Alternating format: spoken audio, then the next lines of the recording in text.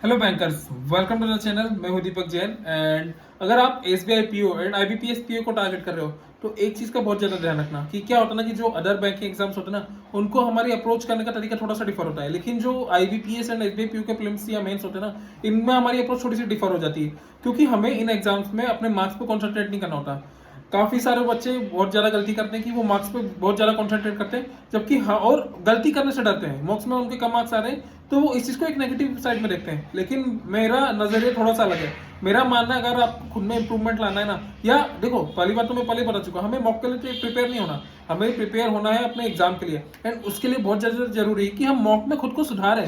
And हम सुधार सकते हैं खुद को किस तरीके से ज्यादा गलती करके। तो मेरी जो अप्रोच होती है, मेरी ये अप्रोच होती है कि मेरे लिए सबसे बेटर मॉक वही होता है जो मुझसे से ज्यादा गलतियां करवा ले, ताकि मैं उन गलतियों को वहीं सुधार के वहीं इंप्रूवमेंट लाके जो भी मैं जहां पे भी मैं लैग कर रहा हूँ ना, लाइक मैं मॉक लगाऊंगा, इसके बाद मैं देखूंगा मैं देखो मार्क्स लोग भाग रहे मार्क्स के पीछे, मॉक लगाया, मार्क्स में मॉक में कितने मार्क्स आए वो देखे एंड आगे बढ़ जाते हैं नेक्स्ट मॉक में। ठीक है, और फिर नेक्स्ट मॉक लगाते हैं, फिर जो मार्क्स आ रहे हैं उसको देखते हैं, फिर आगे बढ़ जाते हैं। लेकिन और फिर ये क्या बोलते हैं कि यार सर मैं तो लगातार मॉक लगा रहा हूँ लेकिन इंप्रूवमेंट नहीं आ रहा। तो एक बात को समझो, इंप्रूवमेंट लाने के लिए मॉक लगाना जितना ज्यादा जरूरी है ना, उससे कहीं ज्यादा जरूरी है मॉक का एनालिसिस करना।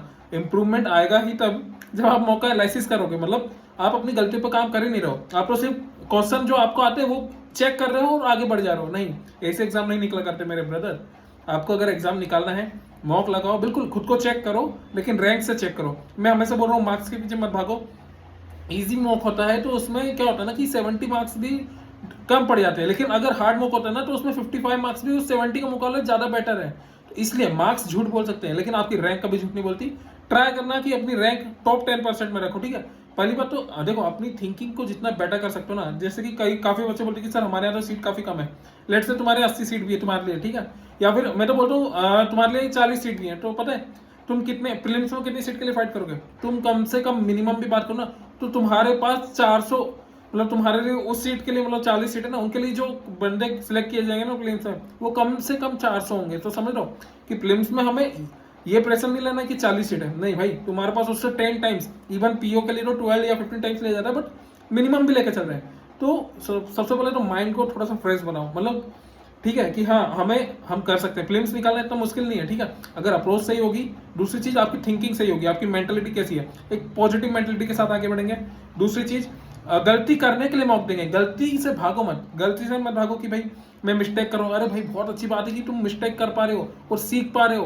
तुम इतनी ज्यादा मिस्टेक कर लो कि हर मिस्टेक को सीख को सुधार के एग्जाम के जब एग्जाम तक पहुंचो ना, तब खुद में इतना ज्यादा सुधार ले आओ कि यार तुम्हें क्वेश्चन देख के समझ में आ जाए कि हाँ यार मुझे ये मिस्टेक नहीं करनी है। समझो, practice makes man perfect, exactly वही चीज तुम्हारे काम करने वाली है। इसके साथ ही एक और चीज बोलूंगा कि तुम्हें एक और चीज करनी होगी। क्या होता है ना कि SBI PO and IBPS PO, इनमें जो पेपर आता है ना उसके उनका जो लेवल आता है, क्वेश्चन के पैटर्न आते हैं, ऐसे ऐसे क्वेश्चन आएंगे कि आपको फंसाएंगे। हो सकता है इजी स्टार्टिंग में आपको ऐसे क्वेश्चन देखने को मिले जो कि लेंथी हो, जो कि कैलकुलेटिव हो, जो फंसाने वाले हो। ठीक है, तो तुम्हारी मेंटेलिटी ऐसी होनी चाहिए कि तुम्हें हर क्वेश्चन बनाने का ट्राई नहीं करना है। नहीं, हमारी जो अप्रोच होगी वो इस तरीके से होगी कि हम लोग मिनिमम टाइम में मैक्सिमम मार्क्स गेन कर लें। ठीक है, और ये किस तरीके से होता है? ये होता है आपको एक मेथड होती है, उस मेथड को बोलते हैं कि भैया आपको कौन सा, आपको skip and try method, sorry, आपको ये पता हो कि आपको कौन सी क्वेश्चन स्किप करनी है एंड कौन सा क्वेश्चन स्किप करना है, कौन सा क्वेश्चन उठाना है।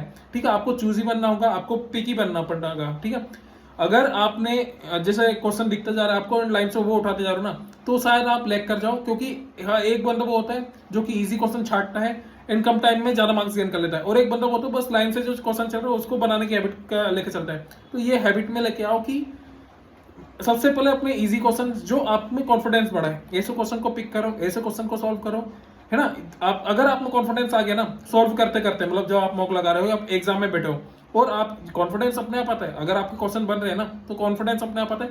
एंड फिर कॉन्फिडेंस के साथ जब आप आगे बढ़ते हो ना, तो स्पीड और एक्यूरेसी साथ में चलती है। तो इस चीज का बहुत ज्यादा ध्यान रखना। अगर आपने स्टार्टिंग में नर्वस वाला ऐसे क्वेश्चन उठा लिए जो कि आपको नर्वस कर देते हैं, या फिर जिनमें आप फंस जाते हो, आपको पता है, और स्टार्टिंग में अगर वो उठा लिया और गलती से फंस गए ना, तो आगे के जितने भी क्वेश्चन होंगे ना उसमें आपके ऊपर एक अलग प्रेशर होगा, क्योंकि पहले ही आप यहाँ पे टाइम कंज्यूम कर चुके होगे और ऊपर से इसके आंसर भी मैच नहीं करोगे। समझ में आ रहे हैं? और इसके बाद आपको जो लिमिटेड टाइम पीरियड है उसमें ज्यादा क्वेश्चन करने के लिए बचेंगे।